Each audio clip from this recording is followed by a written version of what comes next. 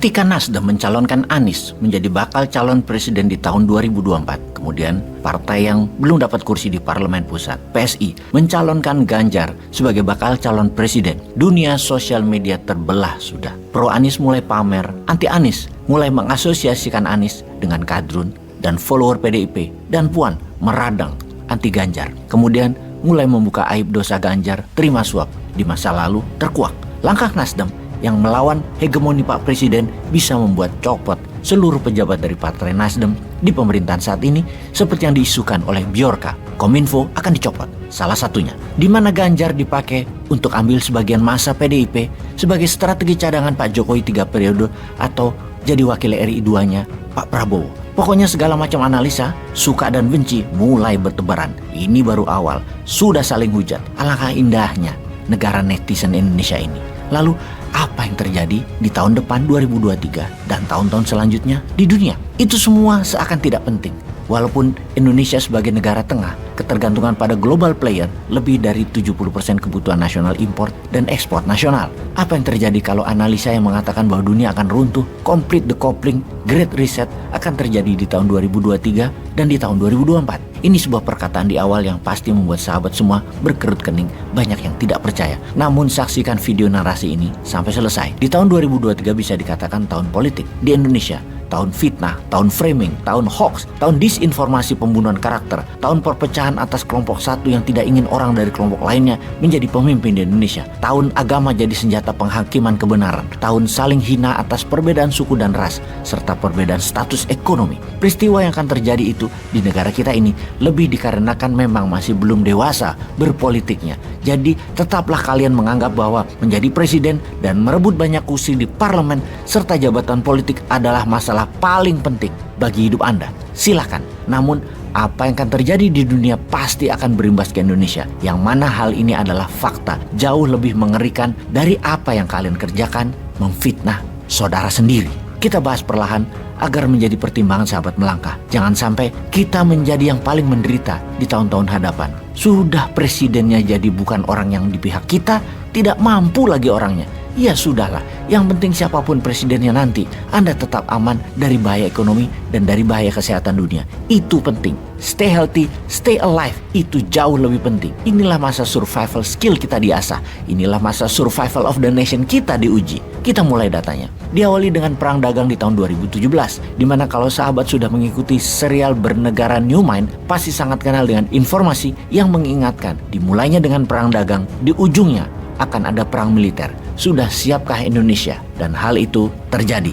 Sejak tahun 2017, Bosman turun gunung mengingatkan cara bernegara yang cara kelolaannya, khususnya bidang ekonomi, dikelola dengan cara ekonomi biasa. Dan ini sudah mengarah ke bahaya untuk Indonesia. Ada 3 cara kelolaan ekonomi bernegara. Pertama, ekonomi at normal condition. Kedua, ekonomi at crisis. Krisis apapun ya. Kemudian, economic at war. Kita sudah rincikan kepada semua pejabat dan masyarakat bahwa sejak tahun 2017, dunia sudah masuk pada economic at war.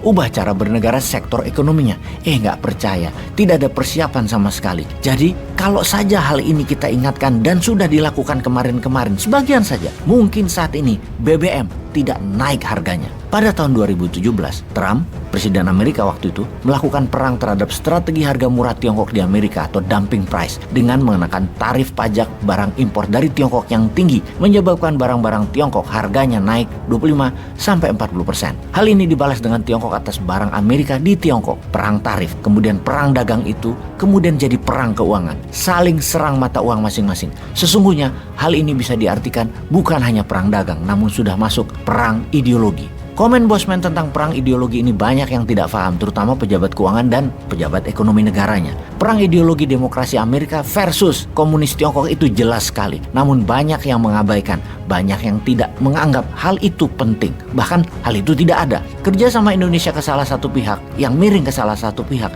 akan punya arti menantang pihak lainnya. Tetapi ya sudahlah.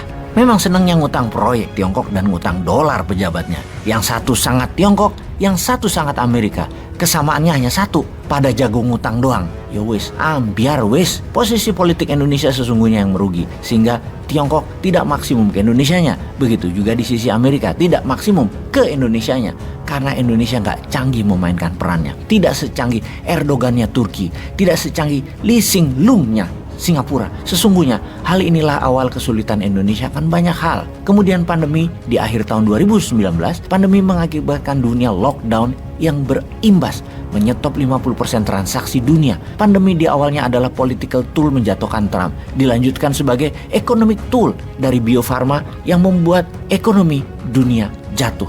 Ilustrasinya begini, ekonomi itu jatuh bisa cepat, namun naiknya sangat perlahan.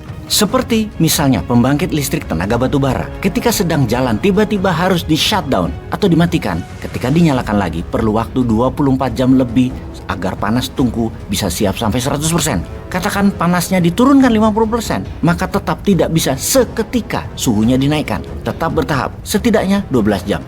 Namun lebih dari 6 jam sesungguhnya baru bisa kembali ke peak performance-nya. Ekonomi juga demikian. Turunnya kapasitas ekonomi 10%, menjalankannya lagi perlu 6 bulan sampai peak performance. Kalau turunnya hingga 50%, peaknya memakan hampir 3 tahun. Jadi sejak tahun 2020, ketika 50% kapasitas dunia ekonomi turun, ketika dinyalakan lagi di tahun 2021 akhir atau 2022 awal, puncaknya baru tahun 2025 harusnya. Namun ketika baru mulai jalan, perang di Ukraina terjadi. Strategi Amerika, NATO, Uni Eropa, Rusia disanksi. Rusia kena sanksi ekonomi. Rusia mungkin hanya memberikan 12% kontribusi ekonomi dunia, namun memberikan 25% lebih pengaruh ekonomi di Eropa, terutama energi. Ini yang tidak diperhitungkan karena Rusia ternyata tidak jatuh juga dan malah Eropa yang jatuh. Inflasi harga energi sudah naik 5 kali lipat. Sudah lebih dari 4 kali harga energi Eropa itu dibandingkan dengan tahun lalu.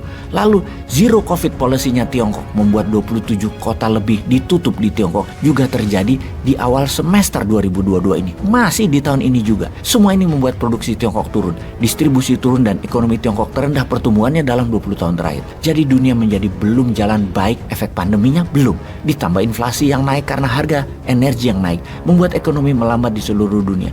Harga barang dari Tiongkok rata-rata naik 20%-an dan distribusi terlambat. Hal ini membuat ekonomi dunia mengalami turunnya daya beli, inflasi tinggi, dan yang terburuk belum dijelaskan. Pertanyaan berikutnya adalah, bisa diakhiri dengan perang dunia kah seperti perang dunia pertama dan kedua? Inflasi dunia diakhiri dengan Great Reset perang dunia. Sekarang, apakah akan terjadi yang ketiga?